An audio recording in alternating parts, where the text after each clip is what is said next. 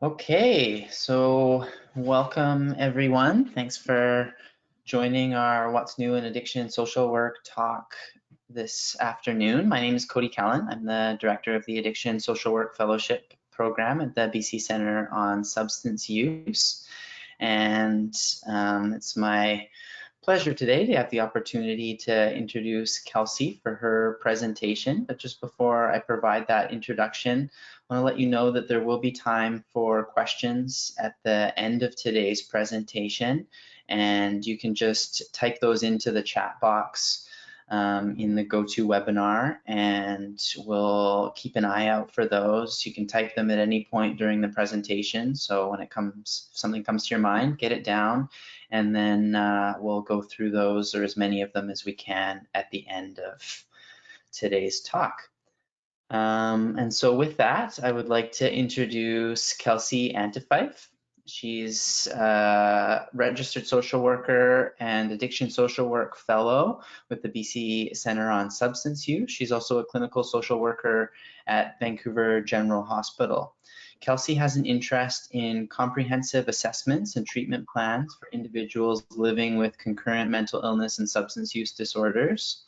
Through the fellowship, she's been growing her clinical skills for working with youth and adults living with concurrent disorders. In the future, Kelsey looks forward to continuing clinical work where she supports individuals and families impacted by drugs. And I realize I think I made a little slip up there. Kelsey's actually a registered clinical social worker. And today, Kelsey's talk is entitled The Pinking of Drinking, the Rise of Alcohol Harm for Canadian Women. And with that, I will pass it over to you, Kelsey, and I'll be back for the question period at the end. Thank you. Okay, thanks, Cody. Thank you all for coming. It's a very sunny day here in Vancouver, so those of you who have chosen this over going to a park right now, much appreciated. So yeah, today we're going to talk about the rise of alcohol harms for Canadian women. I'm going to start off taking this opportunity to acknowledge that we are meeting on the traditional, ancestral, and unceded Indigenous territories of the Coast Salish, Squamish, and Tsleil-Waututh First Nations, and as guests of this beautiful land, we are thankful and we consider it a privilege to be able to do our learning here today. I have no conflicts of interest to declare. So today we're going to talk about, like I said, the rise of alcohol harms among Canadian women. So first, starting with prevalence and trends, then historical and social considerations, and then finally micro and macro interventions. Throughout the presentation, I have included quotes from women with lived experience with problematic alcohol use in the hopes that we're going to breathe some life into this research.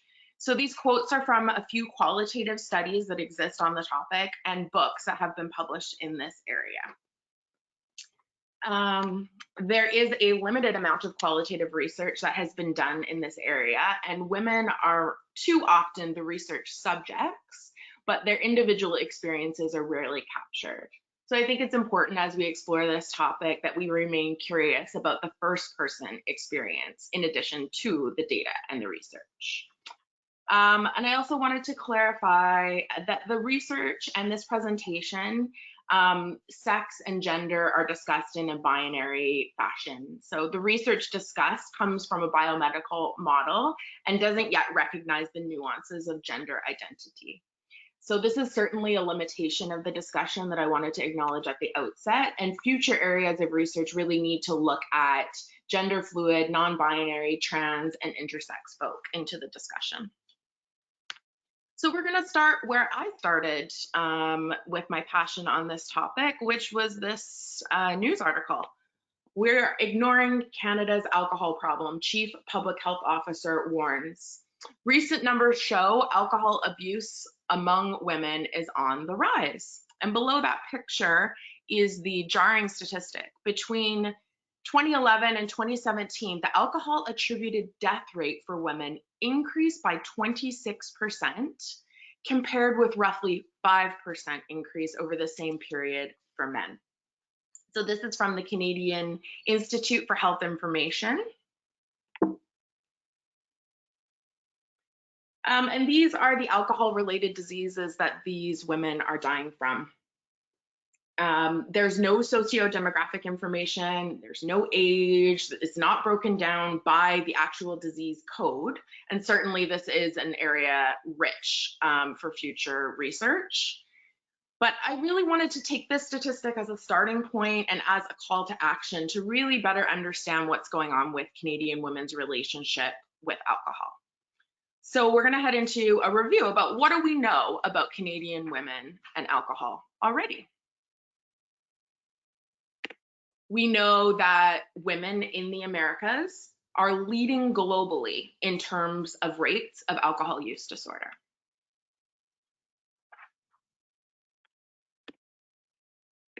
We know that more Canadian women are drinking alcohol than ever before. It's up 4% between 2015 and 2017.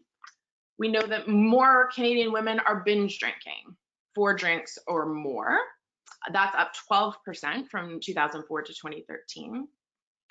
And we know that alcohol-related hospitalizations are on the rise for Canadian women. That's up 3% from 2016 to 2017, which seems like a small statistic, but that's actually compared to 0.06 for men.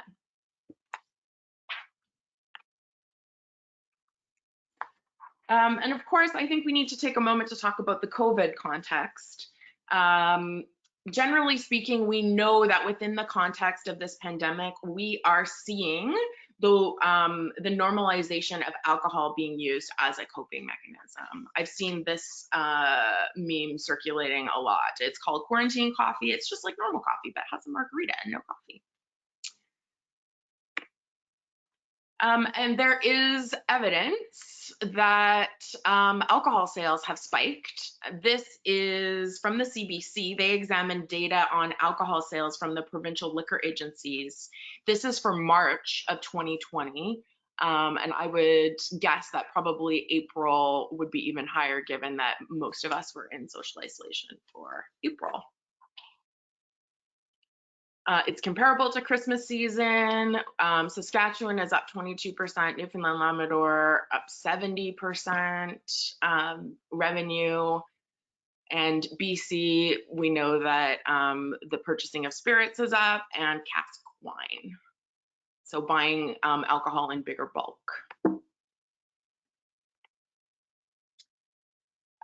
So this is the one new piece of data that's come out from the Canadian, it's a NANOS poll, so I want to specify that. It's from the Canadian Centre on Substance Use and Addiction. So they conducted a NANOS poll that found that Canadians under 45 are drinking more while at home due to the COVID-19 pandemic. So that's 25% of Canadians aged 35 to 54 said they have increased the amount of alcohol.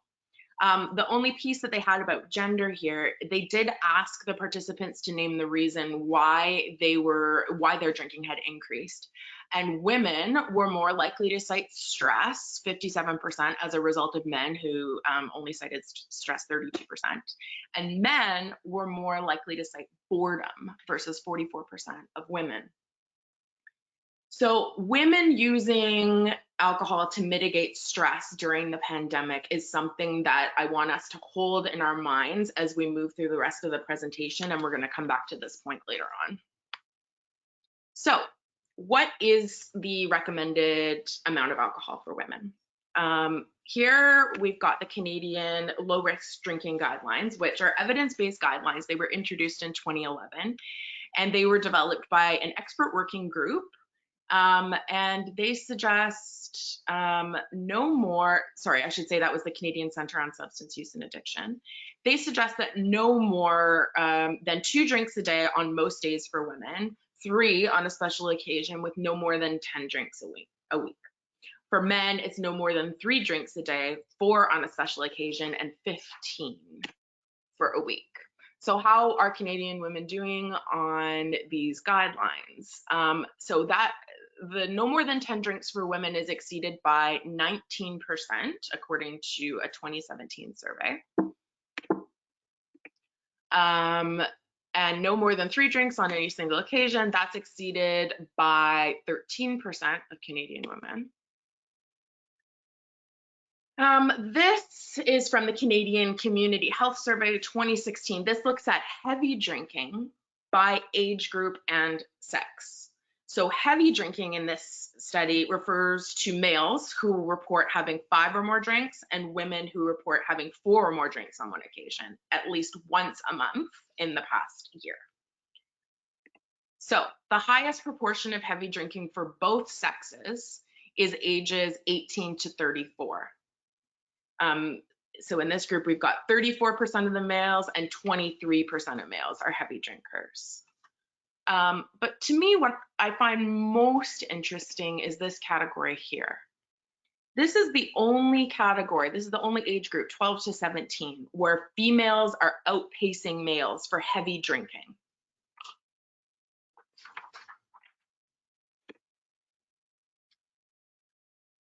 So, and this is from the Canadian Institute of Health Information, corroborates that girls aged 10 to 19 are more frequently hospitalized for alcohol than boys. So again, this is the only period through the lifespan where hospitalizations entirely caused by alcohol where females outnumber males.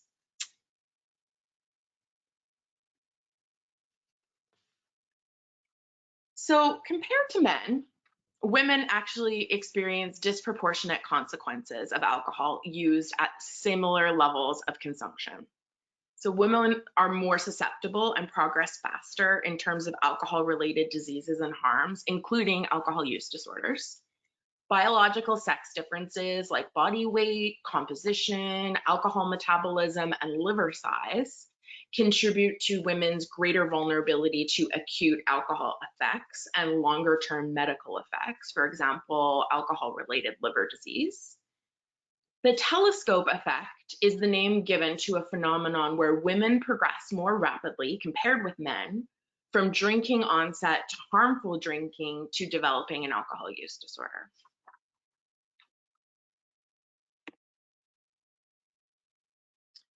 We know that women accessing treatment exhibit more complex medical, social, and psychiatric concerns than their male counterparts. This quote is from the nonfiction book Drink: The Intimate Relationship Between Women and Alcohol. I had a nervous breakdown. My way of dealing with it was to drink. I had alcohol hidden everywhere in the house. It was a medicine for me to knock myself out. I wanted to disappear, to not feel, not think. I tried to drink myself to death. If I had to scream out all the things that made me sad, I would be screaming for days. So I'd have another drink. I was looking for numbing, to knock myself out. A Canadian study involving 6 treatment centers found that 90% of women interviewed reported childhood sexual abuse or adult abuse histories on entry to the programs. And a study examining the relationship between trauma, gender, mental health, and substance use found that women were 5 times more likely than men to report experiences of trauma. This is a quote from Nancy Poole, the trauma-informed practice guru at the Center for Excellence for Women's Health. The central question isn't what's wrong with this woman, it's what happened to this woman. I like this quote because it illustrates the importance of having a non-judgmental stance, which is a pillar of trauma-informed practice. And it's more about taking a curious stance versus a judgmental stance when you're working with clients. To really understand how all of the circumstances that women bring when they seek support for substance-related issues, we need to understand how inequalities compound over the lifespan. So I'm just going to give you a minute to take a look at this, this graphic that looks at how inequalities and alcohol-related harm compound over the lifespan.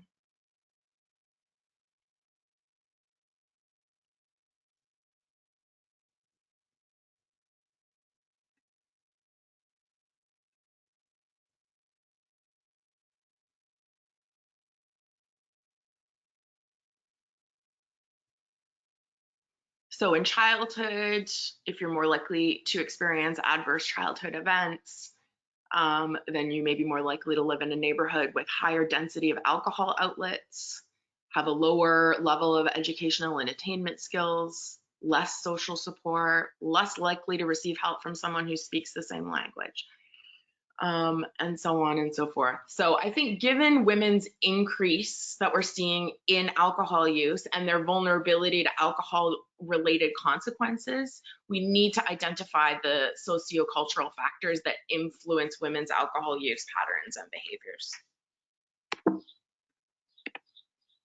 I started drinking when I was 15, and that was mainly through feelings of inadequacy.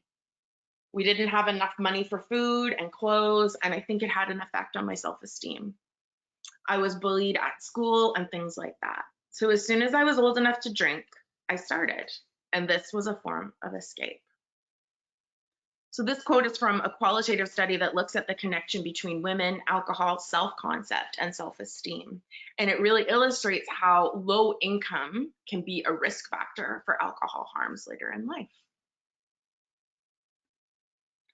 So here's the percentage of heavy drinking by income quintile and sex, and you can see that it actually follows an income gradient up. Women in the highest income bracket actually have the highest rate of heavy drinking, and individuals in the lowest income neighborhood have a lower amount, but they have more than twice the rate of emergency department visits attributed to alcohol versus people in higher income neighborhoods. So why would it be that women who are drinking less but have lower income actually have more emergency room department visits related to alcohol? There's actually a phenomenon called the alcohol harm paradox. So this looks at how Canadians with the lowest income report less heavy drinking, but are more than 2 times as likely to be hospitalized for conditions entirely caused by alcohol. So possible reasons for this: higher stress levels when you have less money, more limited social supports, poor diet and physical inactivity. So for me as a clinician, this is something to keep in mind when I'm working with women that are economically marginalized. Even though their alcohol consumption may be lower, their risk to harms is likely going to be higher. So how did we arrive here at this moment in Canada where women are drinking more alcohol than ever? Previous inequalities in alcohol problems likely stemmed from something they refer to in the literature as protective social factors. But really, that's just drinking norms didn't encourage women to drink outside of the home. Bars were male spaces, and it was a sign of something that men did. It was a more male behavior than a female sanctioned behavior. So as gender norms have shifted towards equality, drinking norms have shifted with them. So the feminist movement ushered in positive cultural and societal changes in women's social positions that resulted in the adaptation of less traditional feminine norms. I use Peggy from Mad Men as a great example of this. In hindsight, looking back on that show through the lens of gender and alcohol, I realized that they portrayed her level of independence and freedom through her ability to drink with the men in the firm that she worked. So originally she was a secretary who was sitting outside of the office rooms when the men on the inside were taking their like gin lunch or whatever in the office. As she gained more power in the office culture and she rose the ranks into beyond secretary, into account manager and things like that, she was gained access to these male spaces where they were drinking.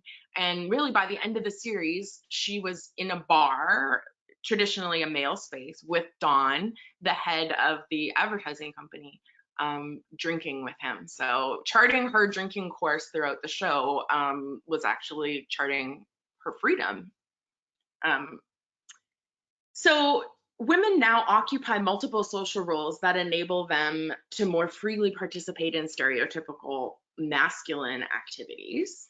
And there's evidence of this in a report that the WHO, the World Health Organization mental health surveys. They indicated that diminished gender differences in alcohol disorders are most pronounced in countries where traditional gender roles, i.e. like women in the workforce, have concurrently changed. So one shift that warrants attention. Okay, sorry. We're going to shift to popular culture. So in popular culture in the 1990s, we saw Carrie Bradshaw in Sex and the City drink cosmopolitan martinis with her girlfriends. And that was a fairly new thing to be seeing on television at the time. Then we saw Bridget Jones get adorably drunk alone in her apartment in that in the books and the movie.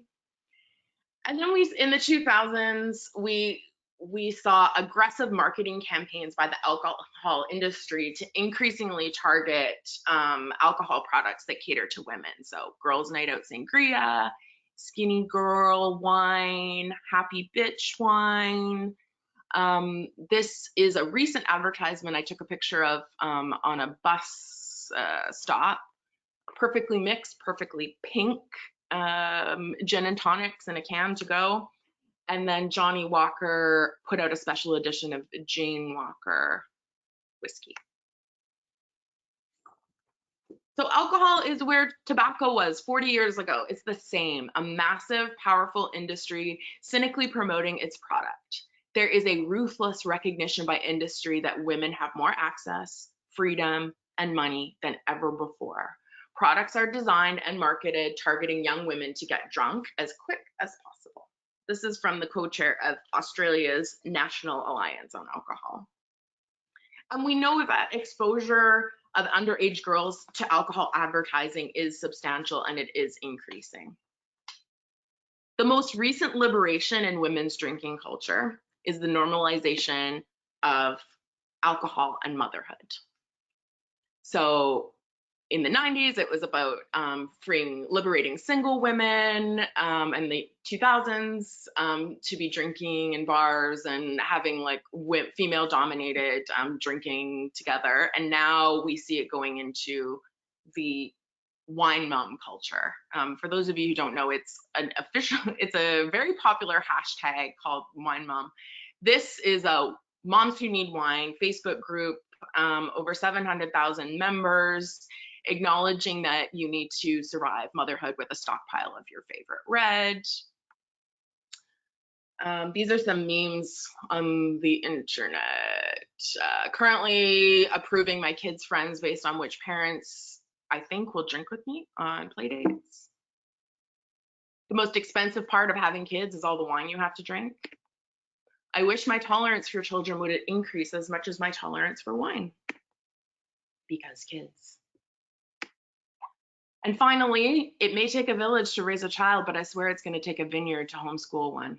This is a popular COVID circulating on the internet around COVID. So I think that the use of alcohol to deal with the challenges of motherhood is really demonstrating a resistance to the fact that women cannot always do everything and achieve societal ideals. Somebody's actually, the Canadian FASD Research Network are doing an analysis on motherhood, alcohol use, and wine mom culture on Instagram. 56,000 posts for wine mom, 3,000 for beer dad. So there's something here. Women are resisting the myth of good motherhood by drinking wine and through their participation of wine mom culture on Instagram. It's a bit of a rebellion. So to understand this, role strain theory offers us something here. It asserts that too many role demands results in the individual feeling unable to perform them all adequately. Role stress or role overload It has a negative impact on women's psychological health, and it has been found to result in higher levels of alcohol consumption and decreased life satisfaction. So this is particularly relevant for COVID, during our COVID reality, as women meet the demands of family life, like homeschooling, working from home, and still spending more time running the shared household child obligations than men. And I would argue that role strain is probably even more of a factor now than in our pre-COVID life. And there certainly is a lot of articles on the internet these days talking about it. This is from the New York Times. I feel like I have 5 jobs. Moms navigate the pandemic. Families are scrambling to balance all of these roles. This is a quote from a woman sharing her experience about how much she's drinking during what they're referring to as lockdown or the quarantine. It's safe to say that alcohol consumption in our house is up, way up since COVID. So why now? I will admit, sometimes playing the roles of employee, mom, wife, teacher, housekeeper, cook, and whatever else life seems to ask of us these days, drinking a glass of wine does seem to make things feel better. If I think about it, it's one of the most normal things we can do given everything else that's going on. It reminds me of better times, times with friends, times with family, and times when we weren't worried about anything but having fun. So I want us to think back to that Nanos poll that I was talking about at the beginning, that found that more women, the reason why women are drinking in COVID times is because of stress, more so than men. And I think that this number really is giving us just a glimpse into the role strain that women are facing during the pandemic and that they're probably using alcohol to cope with. This is, so even though there's this tension between this heavily promoted and curated image of the perfect woman who drinks, there's also this, and I should say there's this normalized idea that women should drink to cope with all of these stress. But it doesn't equate to women actually accessing services for alcohol-related concerns, including treatment, than men.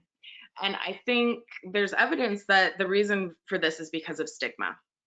So what we know is that women experience more guilt and more shame about their alcohol consumption than men. We know that women are too ashamed to report their true alcohol intake to family doctors. We know that women of young children have concerns about seeking help as they fear that their child will be removed from their care. And we know that women experience less support from family and friends, more unemployment, and greater economic barriers to accessing treatment.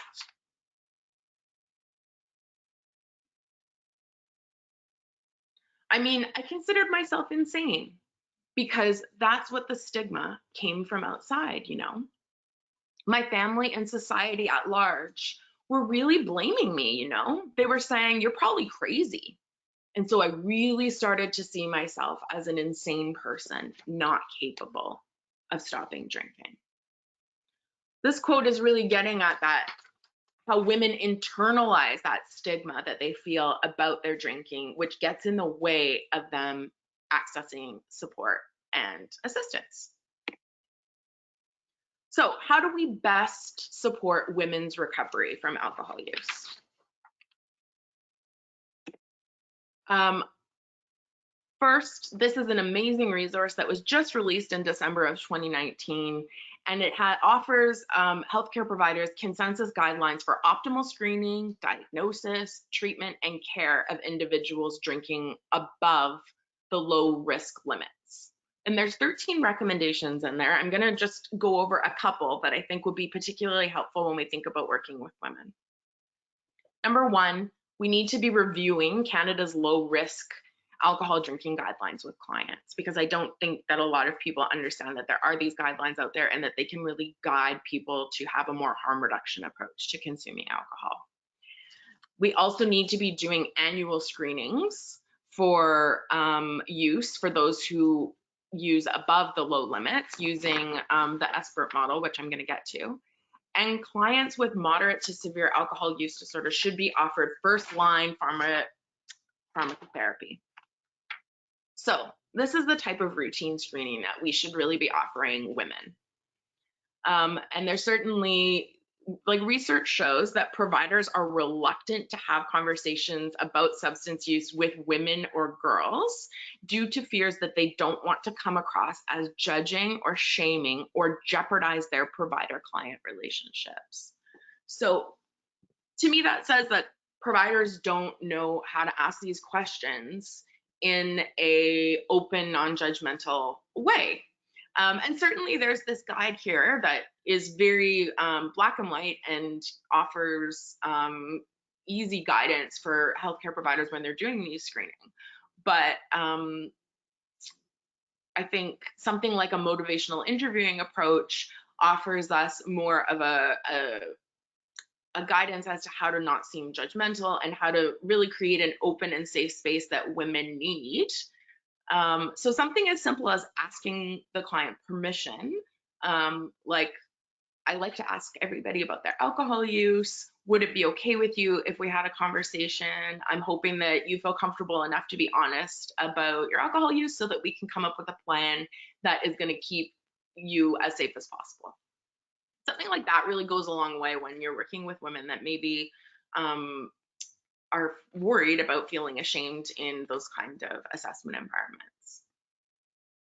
And what we know is this type of model, this SBIRT model, is effective and cost effective in primary care settings, emergency care settings, and it certainly should be used to routinely screen young women and teens, because we need to be talking about these problems earlier in life, and knowing the amount of advertising and thinking back to that statistic about these young girls being surpassing their male counterparts at such a young age in their drinking. We need to be doing a better job at talking to young girls about their alcohol use.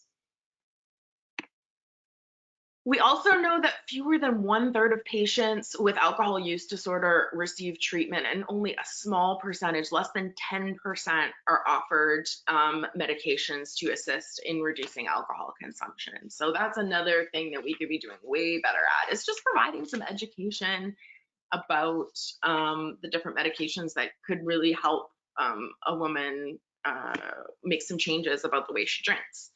So there's actually 2 first-line medications. Naltrexone is appropriate if the goal is reduction or abstinence, and acamprosate is for if the goal is abstinence.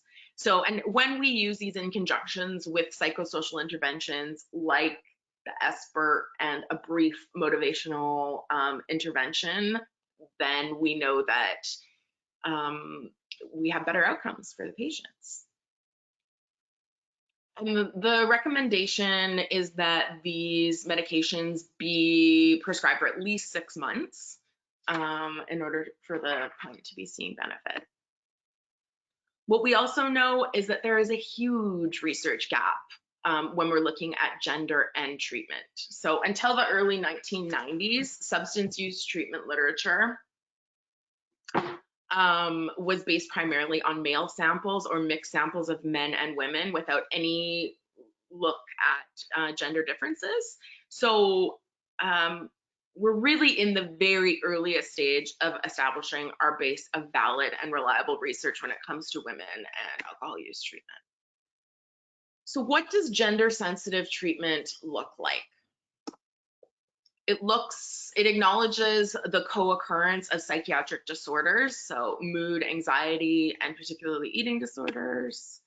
Trauma-informed care is the guiding principle, and it acknowledges the central role of relationships with children, intimate partners, and others. So if you think about the more traditional residential treatment models where you go away for 8 weeks For a lot of women, that isn't going to seem like a feasible result. They have children that they're taking care of. They don't want to be without them. They have a social support system that perhaps is going to help them achieve their goals in change.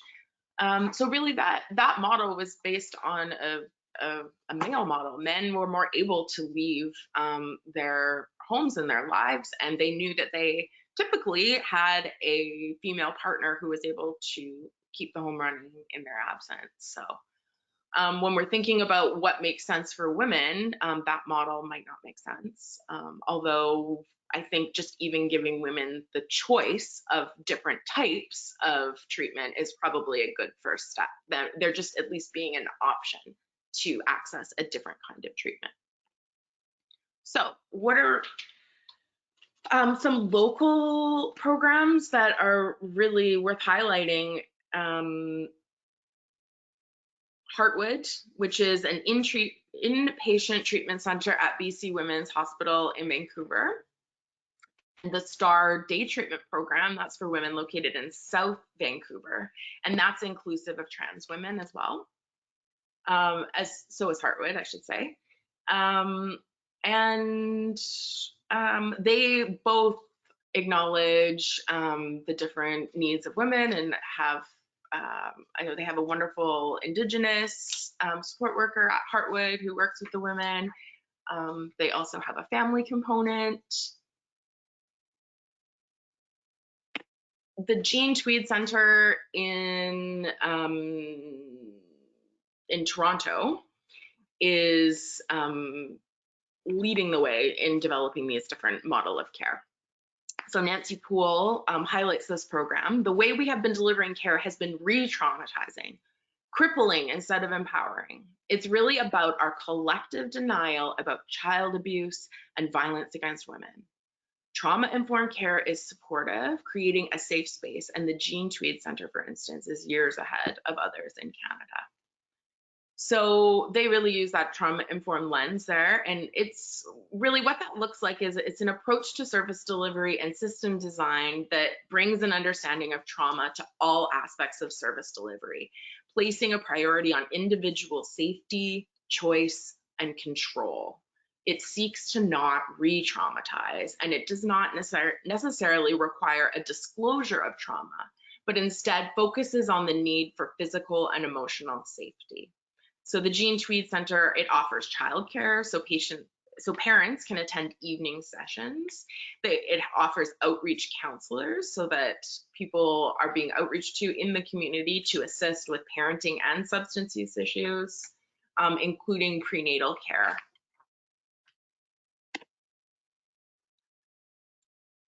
Not surprisingly, there is evidence that substance use disorders are more effectively treated if trauma is addressed in a safe and integrated way. So Seeking Safety is a great example. It's a treatment manual for PTSD and substance use. It's present focused, meaning that it doesn't require the patient to take a deep dive into the past trauma. And it is the lowest cost model available, and it can be peer-led. And it is most evaluated and widely used program integrating trauma and substance use. So I know in Vancouver, it's used at Heartwood, the Battered Women Support Services, and at various outpatient mental health clinics and community health centers across Vancouver. Indigenous women, Indigenous Canadian women are at a higher risk of experiencing violence and trauma than non-Indigenous women. Higher incidences of substance use among Aboriginal women and girls are both the result of and a response to the complex, multiple losses experienced through the generational effects of colonization, the loss of traditional lands and cultures, the forced removal from families, residential schooling, and historical trauma.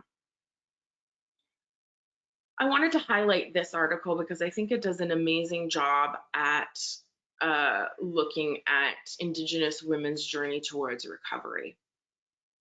It asks Indigenous women, it's in a qualitative design, could you please describe your recovery from alcohol abuse? And this is what some of the participants had to say. Women are thoughtful beings. They were strong leaders in the community, and the Europeans that introduced the white way and the men became chiefs. That is not the natural order. The order is the grandmothers were supposed to be the ones that led. They carried life and they carried the teachings. So resilience emerged as a major factor in the participants' recovery process, and they conceived recovery as being achieved when there's a balance between the body, the mind, and the spirit. So before colonization, Indigenous women wielded power in their communities, and elders, grandmothers, mothers, and sisters who were familiar with traditional ways of knowing, they discussed how they themselves provided guidance and mentorship to younger Indigenous women during the recovery process. So as knowledge keepers, the participants appreciated the potential role that they could play in the future in terms of future generations, and they understood their recovery as a key to helping future generations of Indigenous women. It is important to recognize the Western conceptions of interventions may be different than First Nations ones. It is necessary to assert that First Nations culture cannot be extracted to fit Western models of intervention. This really stood out to me because it describes the need for intervention programs to be holistic and to integrate traditional healing practices. But it needs to be led by Indigenous people. This is not a model that white helping professionals can extract and apply. It is something that needs to be in a high context of First Nations culture, and we need to be in service of other Indigenous leaders rather than trying to extract and then put piecemeal into our white helping professional models. So in looking more at holistic treatment, this again is from Nancy Poole. Braiding is the approach, the ability to move back and forth between a woman's addiction and her other challenges. So it might be violence, sexual abuse, poverty, a traumatic childhood. Rare is the woman without a troubling past or present. We have to meet women where they are. We miss the biggest part of the story if we don't link the addiction to the rest of the woman's life. So what does this look like in practice? It means we need to look at treatment as addressing multiple areas of concern as defined by the client. So asking women what is their biggest area of concern when they start treatment, and accepting that the answer might not be their substance use. It might be housing, it might be employment, it might be child welfare, and we have to attend to those issues equally as we do their discussion of alcohol use. And so that could be as easy as providing a checklist or a ranking, the opportunity for them to rank their concerns at the beginning and engage them in a client-centered treatment planning process. It also means looking at family-based care.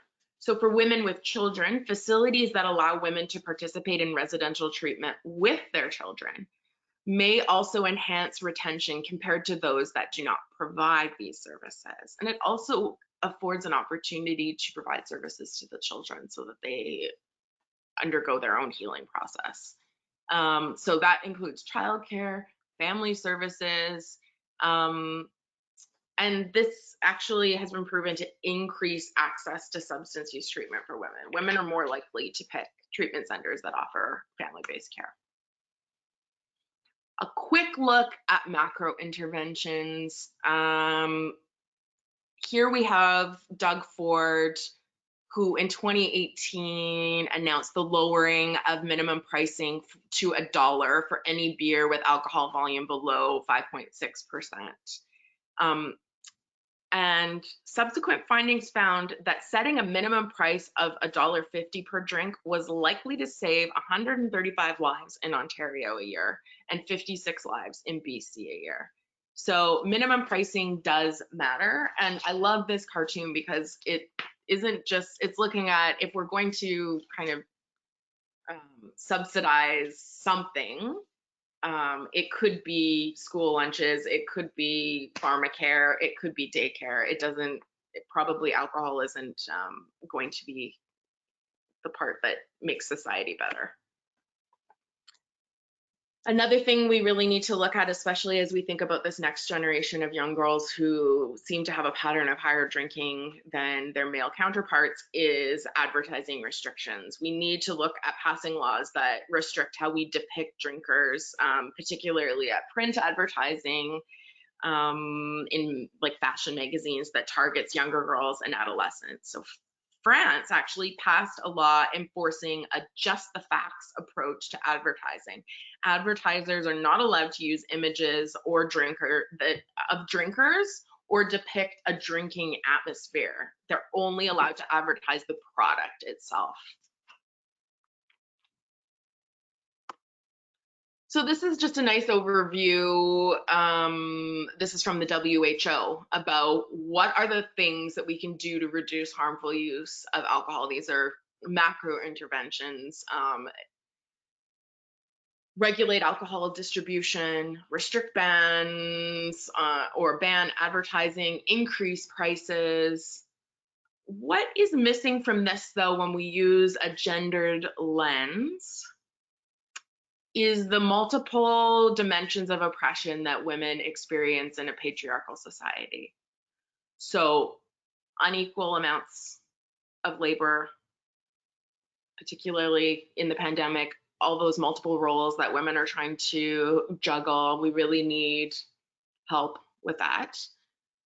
Income inequality, safe housing for women, safe places for women to go to if they are fleeing violence. And the big overarching intervention would be, how do we reduce violence against women so that we can do a more upstream approach so that women are not experiencing such high rates of trauma that are really at the root of a lot of this alcohol use. So final thoughts. Canadian women need policies to improve the compatibility of motherhood and paid employment. We see that during COVID. Women are not able to get back into the workforce without reliable and safe childcare services. Healthcare providers who understand the sociocultural environmental risk factors for women and who are comfortable asking about alcohol use in a non-stigmatizing way. Women need evidence-based information like the Canada Low Risk Drinking Guidelines. Most people don't even know about these guidelines, and they were created in 2011. So we need to do a better job at getting good evidence-based information out there so that women can make good choices for their own bodies. And we need trauma-informed, gender-specific treatment directed towards multiple areas of concern: family, employment, poverty, and resource-based issues, in addition to alcohol use. All right. Happy to answer some questions or have discussion at this point. Great, thanks, Kelsey. I think on the back side, Adrina was going to help forward questions if they come up. I'm not seeing any on my screen now. Just give it a moment here. There are no questions yet. Okay, so perfect. Welcome the audience. If there's any questions that you have, please type them in. We'd love to have the opportunity to address them. But I have a couple things in mind that I wouldn't mind asking you, Kelsey, since we have the time here. I'm curious, you did a nice job of speaking about the increased risk for Indigenous women in Canada. I'm wondering if you came across any other data or info about intersections of race or ethnicity with this increase in alcohol consumption. Just kind of like mulling through in my own mind what some of the cultural differences might be.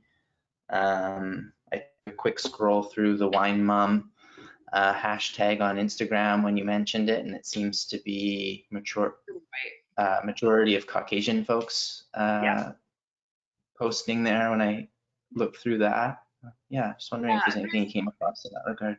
I mean, I more took a deep dive into Indigenous women, and there isn't a ton of data on that separates out Indigenous women's specific alcohol use.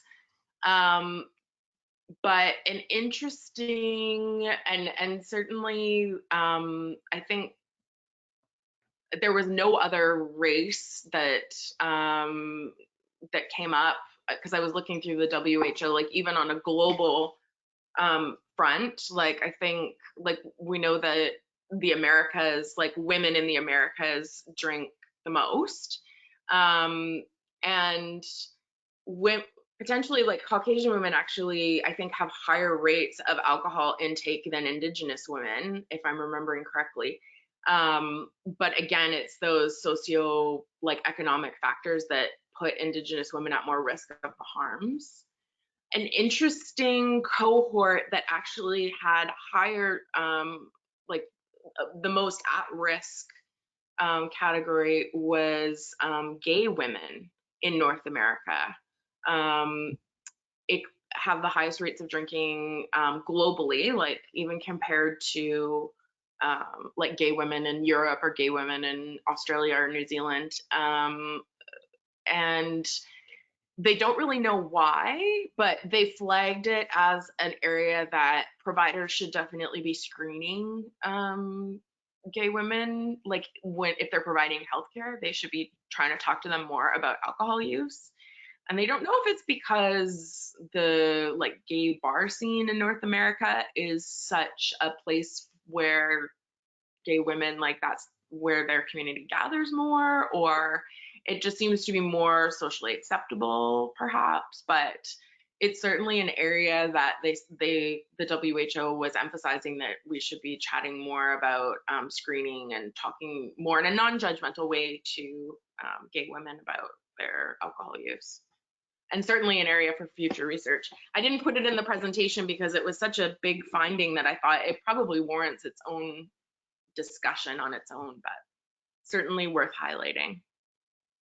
Yeah, well, thanks for noting that intersection for us now. Still not seeing any questions. Oh, we do have one. How do this is from Elspeth. It says, I'm curious how we can shift the mindset of the normalization of using alcohol to cope in motherhood.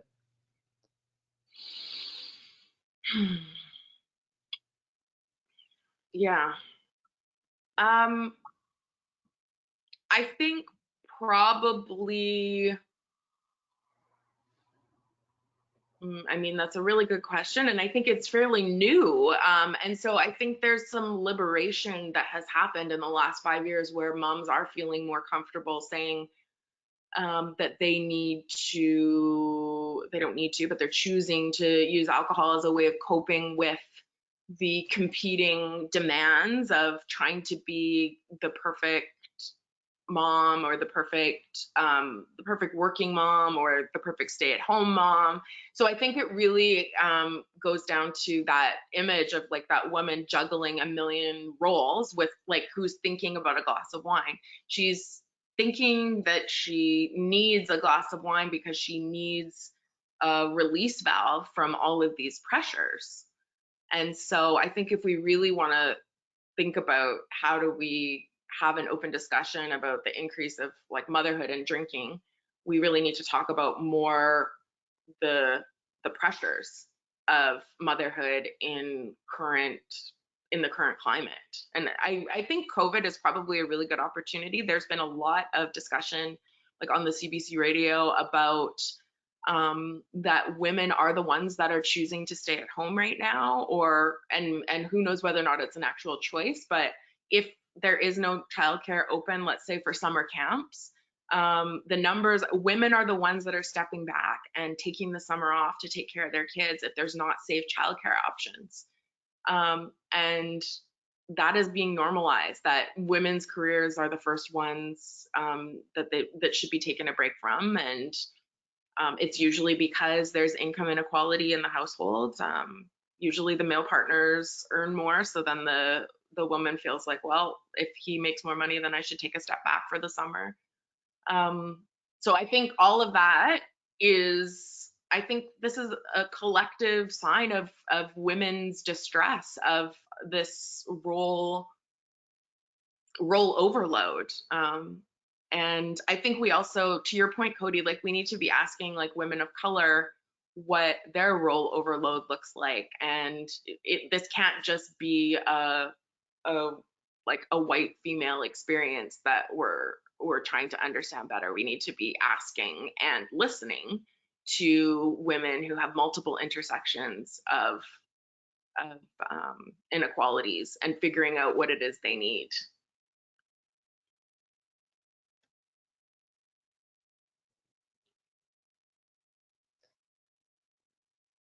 This is, I think along the same line, so I'll follow it up here from Allison. Why do you think there is little connection between any of these structural policies, example, violence against women, housing, etc., and gender-based drinking? Why does this keep being missed? Because it's not, I mean, I'm going to go back to COVID. Like, what are the businesses that were first opened, right? Like, we're looking at it through an economic lens of like, what can make the most money? How can we get back out there and start making money? There's nobody that's saying, oh my gosh, the first order of business, if we really want to reopen the economy, is having universal childcare. So that everybody has an ability to get back to the workforce at the same time. It's just not a priority. It unfortunately, it is not a priority. It's not the government's priority to be tackling issues that primarily affect women. So like, I think we're doing an okay with like minimum pricing. Let me look at this graphic again, but I don't even think that we're really doing a good job talking about alcohol use among women. Like, I think that one of the stats that I found, it's like the alcohol screenings that are taking place, they're taking place for men. They're not taking place for women. Like, we're at the point where we don't even know how to talk to women so that they feel comfortable disclosing the actual amounts that they're drinking, so that we can have an informed discussion about how to reduce their harms. And I think a lot of that has to do with the child welfare system, and people like really concerned that if they have an honest conversation with a healthcare provider about how much they're actually drinking, that their children are going to be taken away. So if we really want to talk about changing the system, we probably need to look at changing the child welfare system, where we work more from like a family reunification, or a family keeping children with their families, right? That is going to be the automatic assumption, and working with families as a whole so that women can feel like they have support to do the healing and that they need to do, while not worried about losing out on their families. Thank you. Yeah. Just in closing, I'll ask you one more question, if you're open to that. So Yeah. you're the first social work fellow that we've had come from Vancouver Coastal Health, and I'm really excited to have you in that regard. If you had the opportunity to, if you had leadership's ear at Vancouver Coastal Health following this presentation to, say there were one or two things that they could do in order to improve, health and well-being of women who are using alcohol, or perhaps, using in excess of the low drinking guidelines, what would you want them to hear? What would the recommendations be? I would want them to, first of all, train people in the emergency room, all the staff in the emerge, to be able to do brief, motivationally interview based interventions that are like trauma informed and know how to have a non-judgmental trauma informed stance when they are meeting with women, because I know a lot of women who have a complicated relationship with alcohol will end up in the emerge and end up accessing care through there. And so I think if we had a really strong team in the emerge that was prepared to deal with sexual assault and violence against women, and was able to look at all the different dimensions of best women's care,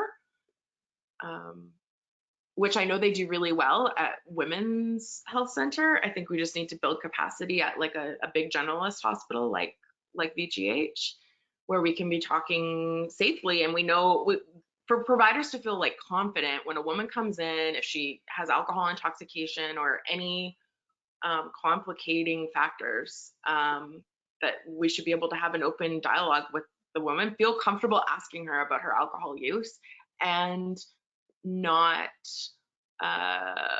it be a shameful experience for the woman, but for her to leave that experience feeling like, okay, that's a safe space. I can go back and access healthcare in the future.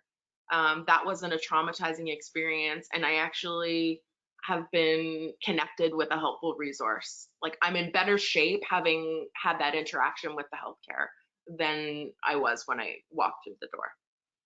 I think targeting the emergency room, and in particular the emergency room social workers who are there 24 hours a day and are available, I think that would be a great start.